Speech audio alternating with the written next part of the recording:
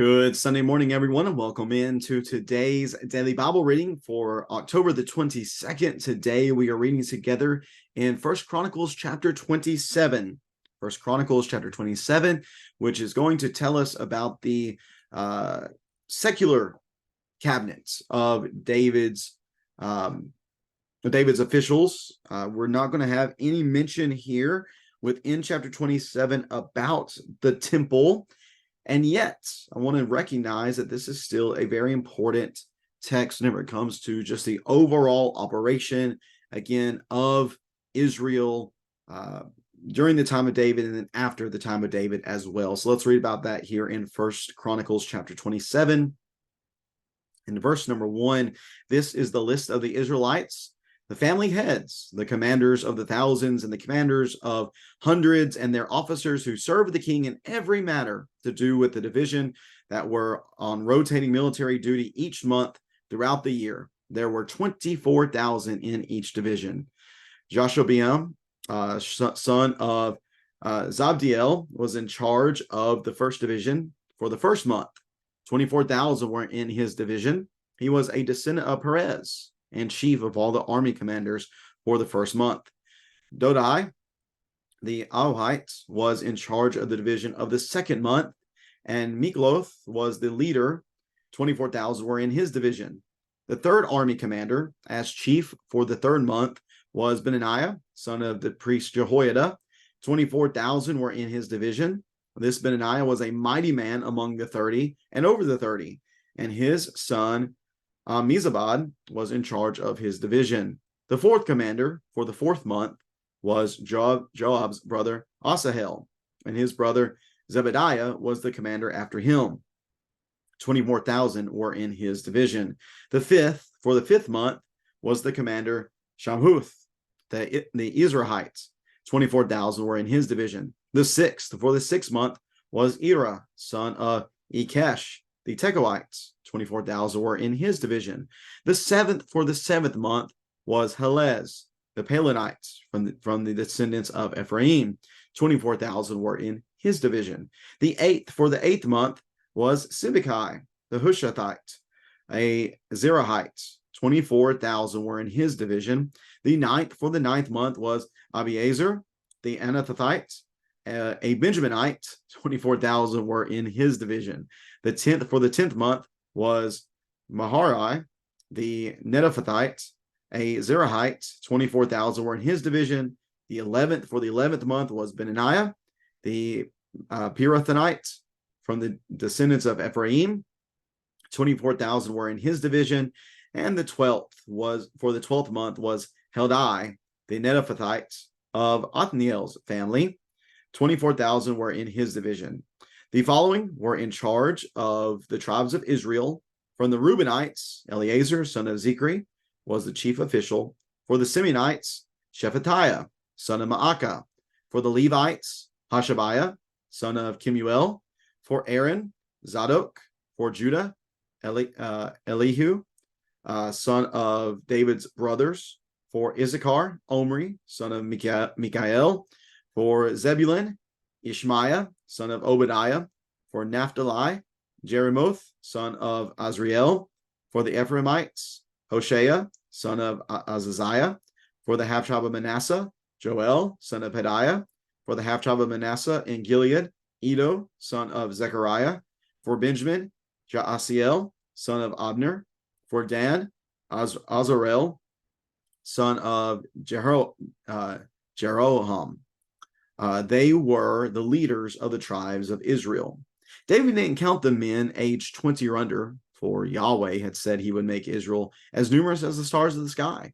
Joab, son of Zeruiah, began to count them, but he didn't complete it. There was wrath against Israel because of this census, and the number was not entered in the historical record of King David. Asmaveth, son of Adiel, was in charge of the king's storehouses. Jonathan, son of Uzziah, was in charge of the storehouses in the country, in the cities, in the villages, and in the fortresses. Ezri, son of Caleb, was in charge of those who worked in the fields tilling the soil. Shimei, the Ramathite, was in charge of the vineyards. Zabdi, the Shephmite, was in charge of the produce of the vineyards for the wine cellars. Baal-Hanan, the Gederite, was in charge of the olive and sycamore trees in the Judean foothills. Joash was in charge of the stores of olive oil. Shidrai, the Sharonite, was in charge of the herds that grazed in Sharon, while Shaphat, son of Adlai, was in charge of the herds in the valley. Obil, the Ishmaelite, was in charge of the camels. Jedaiah, the Meronothites, was in charge of the donkeys. Jaziz, the Hagrite, was in charge of the flocks. All these were officials in charge of David's property. David's uncle Jonathan was a counselor. He was a man of understanding and a scribe. Jehiel, son of Hakmoni, attended the king's sons. Ahithophel was the king's counselor. Hushai, the Archite, was the king's friend.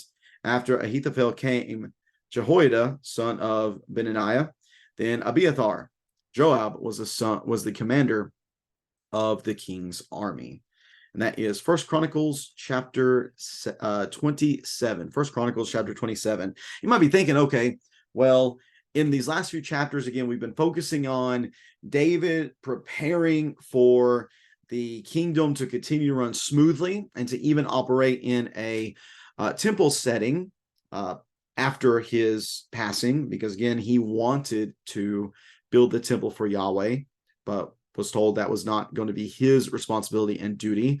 He was a man that shed a lot of blood, yet his son who would come after him would be king during a time of peace, and Solomon was going to be the one who was going to be able to build these things. So David goes through, going all the way back to chapters 23, looking in chapters 22, the preparation for the temple. Chapter 23 and 24 are the divisions of the Levites, and also 25 and 26 talk about Levites as well.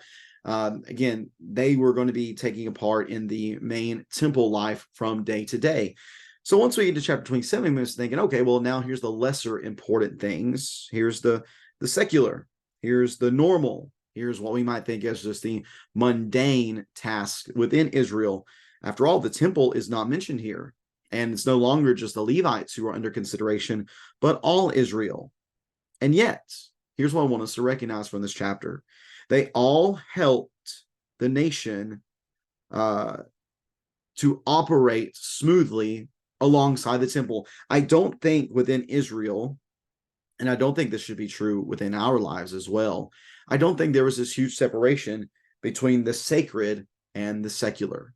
There was not a compartmentalization of things. There wasn't, okay, well, this is the sacred part of my life, and then this is the secular part of my life. No, it all mattered, and it all supported one another. And I think that should definitely be true about us. There should not be places in our lives where there is not an influence of faith upon it. It should not be that, we have our church family and our church life. That's kind of the sacred in my life, and my faith is going to influence that. But you know what I do with my job, what I do in my family, what I do in the community, what I do in recreation, what I do in any of those things, that's not impacted by my faith. And that just could not be and should not be that could not be further from the truth, and that should not be true within our lives. Everything within our lives belongs to God. If we have been bought at a price, then everything of who we are, everything we say, do, everything, whether it's in the church or outside the church, in the home or at the job, or again in the community, all of it should be influenced by who we are as the people of God. So everyone from chapters 23 to 27, everyone had a part to play. Because just think about it. Think about if David did not have people taking care of all these other aspects of the secular life, of the military, for example, of his possessions and his household. What if nobody was taking care of that? Well, then David would be concerned with that. And what would he have not had time for? Well, he would have not had time for the planning of the temple.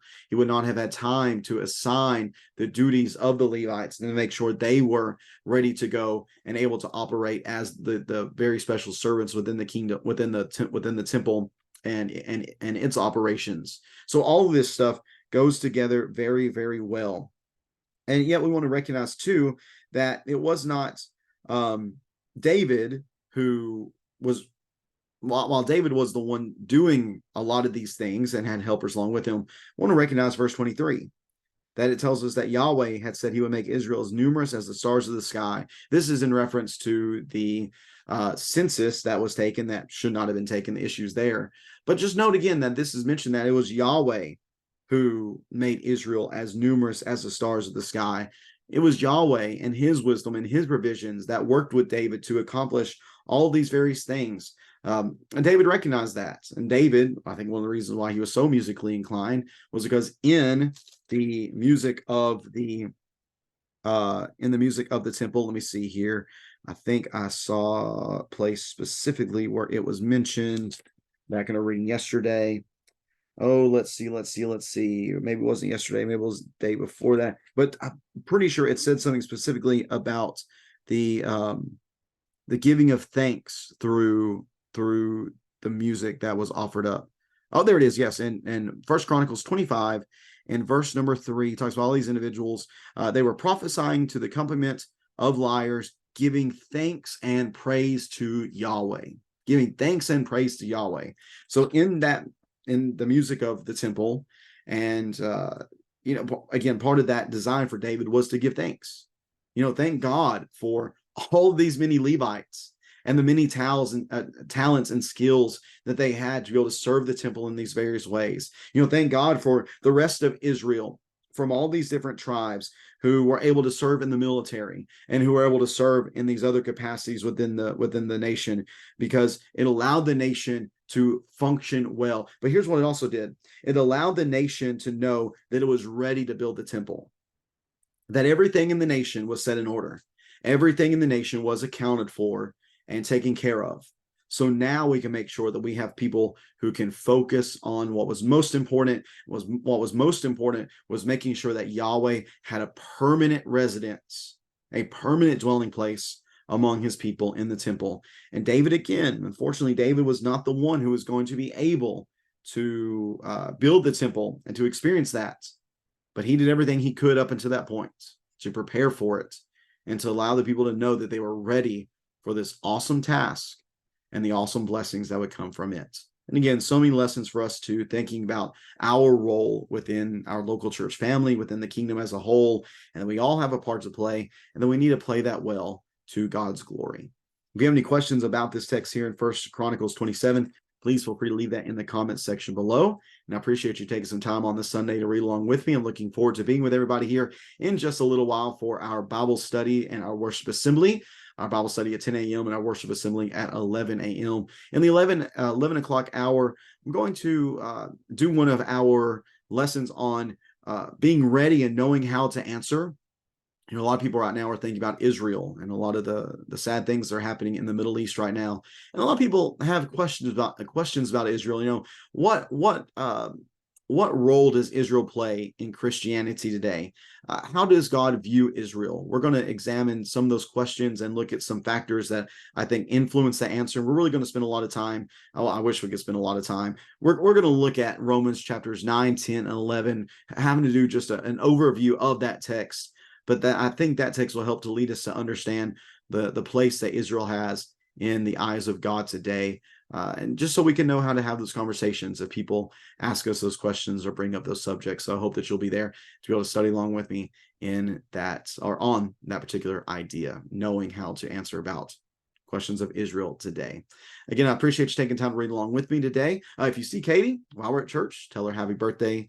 It is her birthday. Her and Alex are now the same age. I'm not going to say what age that is. They may or may not be entering a new decade in their life. I'll let you guess what decade that possibly might be, but I do wish Katie a very happy birthday.